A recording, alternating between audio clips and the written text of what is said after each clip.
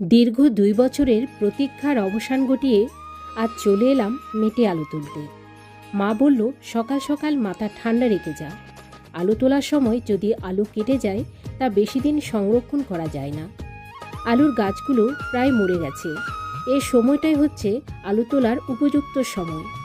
স্তূপের একপাশে আলুর কিছু অংশ বেরিয়ে গেছে দেখলাম, তাই শুরুটা এখান থেকে করছি। জানি না আলু আশানুরূপ হয় কিনা। এই আলু দেখে তো মনে হচ্ছে অনেক বড় হবে। স্তূপ ঝুরঝুরে রেখেছিলাম ছাই, শুকনো গোবর ও শুকনো বিছালি দিয়ে, তাই হাত দিয়ে মাটি সরিয়ে দিতে পারছি।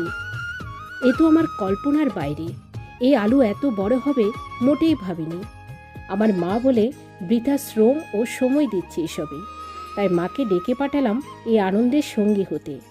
আমার মাও দেখে অবাক, এত বড় আলু হবে আমরা কেউই ভাবিনি।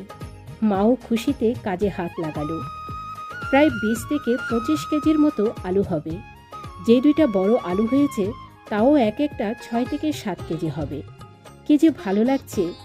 নিজের হাতে এত ভালো ফসল আমার একেবারেই ধারণাতীত।